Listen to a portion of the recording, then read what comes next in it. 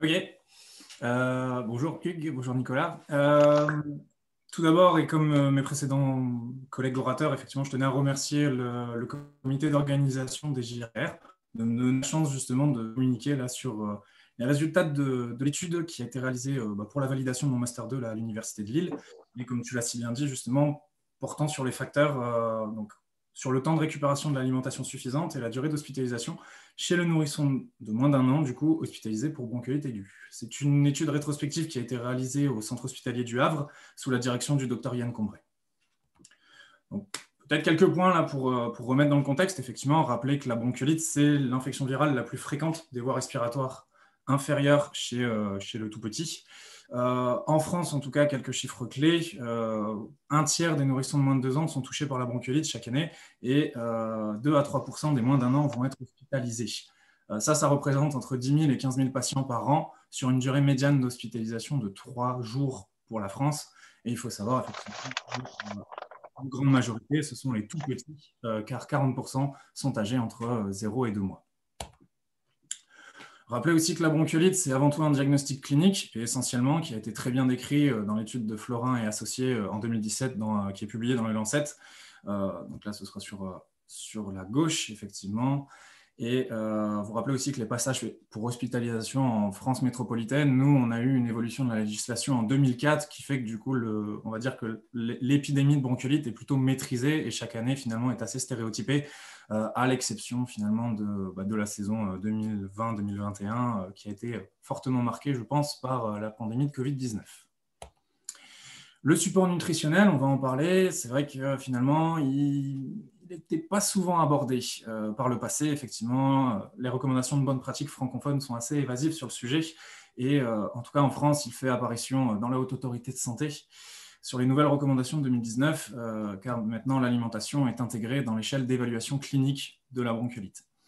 La nutrition, finalement, tout ce qu'on sait, et la littérature est assez pauvre sur le sujet, c'est que finalement, si la prise alimentaire est anormale chez l'enfant, donc à savoir si la prise alimentaire continue de diminuer une fois l'enfant hospitalisé, finalement, ce sera associé à une hospitalisation plus longue pour le nourrisson. De même, si l'alimentation est jugée insuffisante par le clinicien, l'hospitalisation va être prolongée chez ce nourrisson et ça représente à peu près 26% sur une cohorte anglaise, même si les besoins en oxygène de l'enfant sont assurés. Tout ça, ça m'a amené justement à intégrer le fait que l'alimentation, sur tous les modèles prédictifs, finalement, on en parle assez peu. Et finalement, mon hypothèse était que l'étude des facteurs justement qui influencent cette durée de récupération alimentaire et l'impact que ça peut avoir sur la durée d'hospitalisation chez le nourrisson, ça permettra d'améliorer la précision des modèles actuels qui sont connus.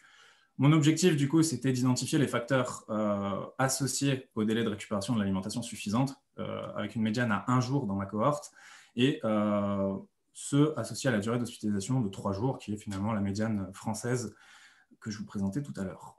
Mon objectif secondaire était de déterminer aussi au passage si certaines caractéristiques des nourrissons étaient associées au recours du drainage bronchique.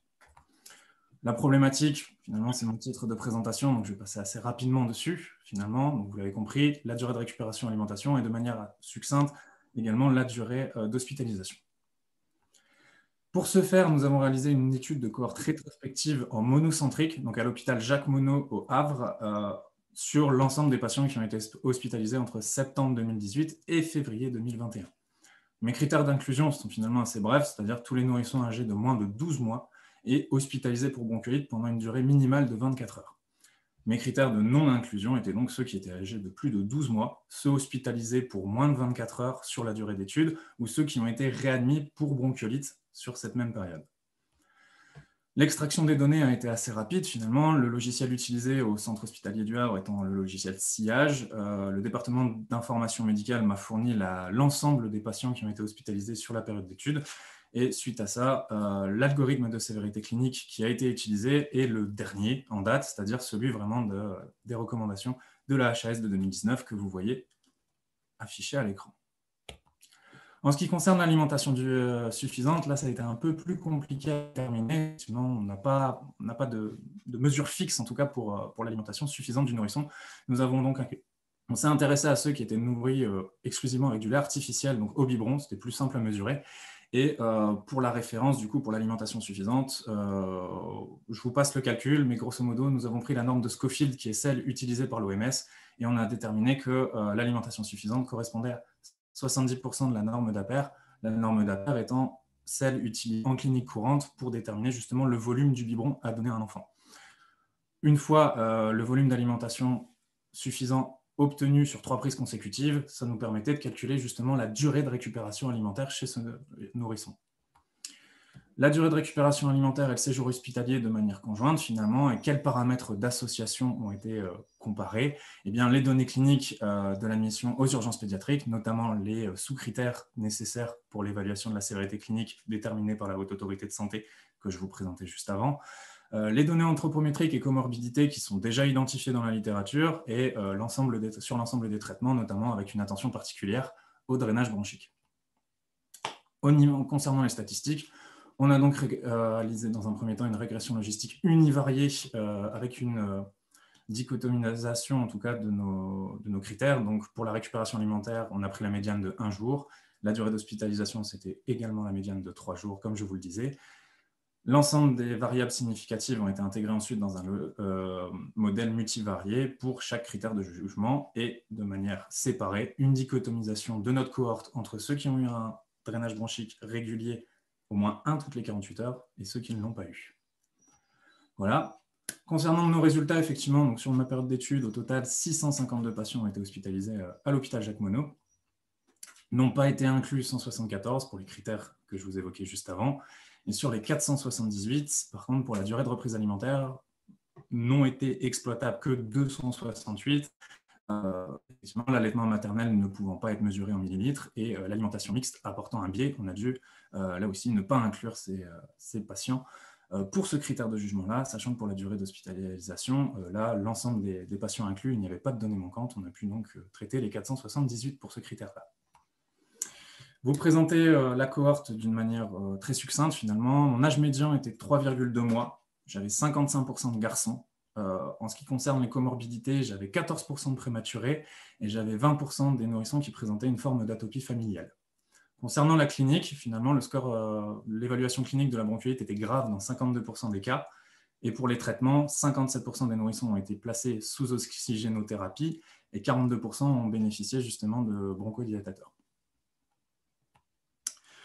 Voilà, les résultats concernant l'alimentation suffisante, finalement, donc je vous ai mis les odds ratios et les p-values. On remarque effectivement qu'un tirage intercostal modéré, la mise en place d'une sonde nasogastrique au cours de l'hospitalisation et une fréquence respiratoire sévère à l'entrée aux urgences pédiatriques ont tendance en tout cas à être associées à une récupération alimentaire supérieure à 1 jour, là où finalement le délai de consultation, donc plus l'enfant arrive tardivement en fait, aux urgences pédiatriques, plus finalement il va récupérer rapidement son alimentation.